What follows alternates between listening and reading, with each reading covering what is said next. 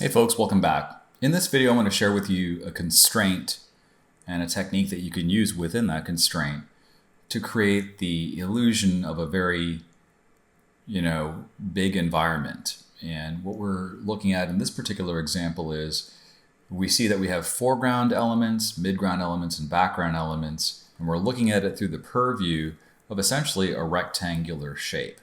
So we can start off with a base shape and then create a world within that shape.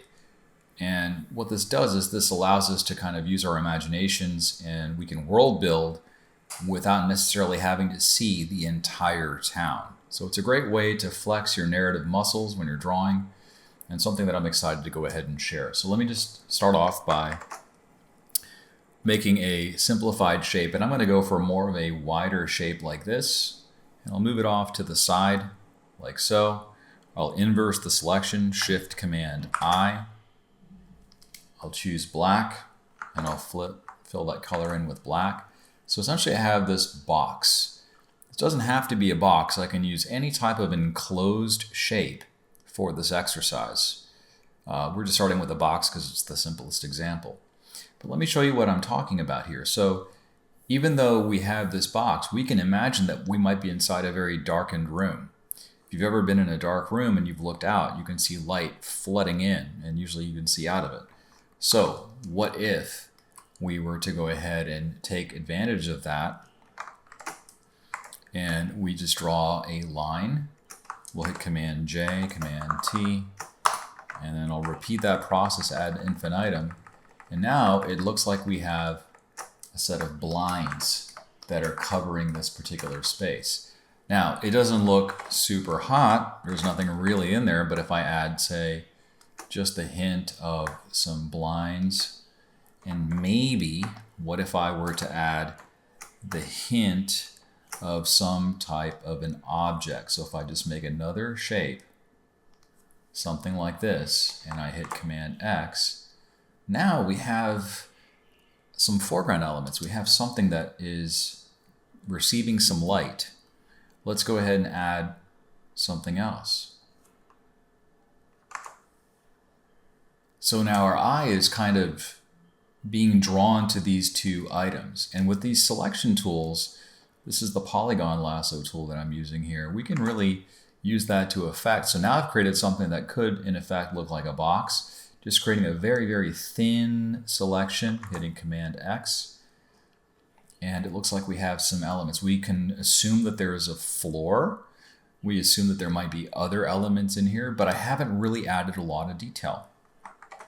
So that's pretty cool. This just gives us an opportunity for the viewer to be directed to these particular objects here. Maybe there's like a, some kind of a sticky note, and maybe there's a sense of some wood grain or some kind of a textured surface. Now that makes it way more interesting. Maybe this is actually part of a book that we're looking at, right? So that's how we can use our techniques to kind of create something that looks very imaginative. We just took essentially lines and shapes and made it into an environment. So that's a very simple example here. Let me go ahead and illustrate this once more by using another example here on the left-hand side. So this time around, I'll make a more rectangular shape. I'll hit Command X. And this is a completely different environment, but just to give you an idea, if I were to just say draw a selection like this, I like to put all of these new things that I'm adding onto their own layer, because if I want to move them around, I can do that.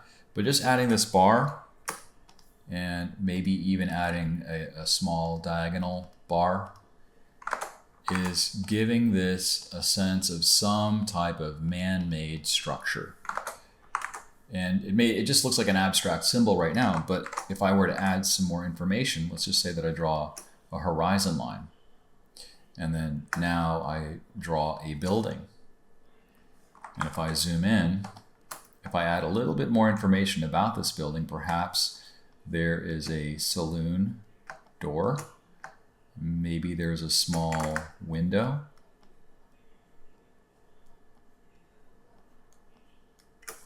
And there's probably some type of an awning and some kind of a pole.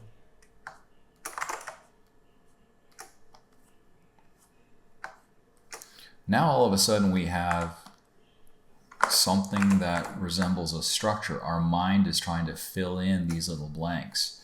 So I've got this awning. I'll add some vertical lines here. I'll pepper it with a few dots. I'll fill in this window with black. Maybe add another window up here. Fill that in with black as well. And then I can just draw some horizontal lines. This looks like a wooden building of some type. We're definitely getting some Wild West vibes, right? I could repeat this ad nauseum, but you don't have to draw every single line. You just have to draw enough to where people can get the sense of what this is all about. Then if I add some dirt specks, we can ascertain that this might be a desert. If I were to draw some vegetation, maybe hugging the side, we can also get a sense that maybe it's kind of grown around the building, right? And then I can draw another building. Maybe I see a little bit more of the side view. Fill that in, maybe add some shadows. And this building looks a little bit thinner, but you know, if I put one building on the left, then the structure on the right takes on building-like qualities. Let's just say that I add something that resembles, like, again, another awning. Maybe there's another window here on the side, and then put in some more vegetation. Maybe a cactus. You know, and the mind starts to fill in all these blanks. So it's actually pretty cool this way. So there's a lot of power in this. I've got foreground, midground, background. I've got some type of an environment here.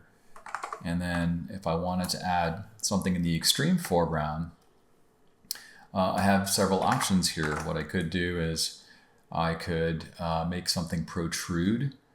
Perhaps there's somebody that's in the distance, maybe you know, some silhouetted figure. I think what I'm going to do is I'm just going to add some hint of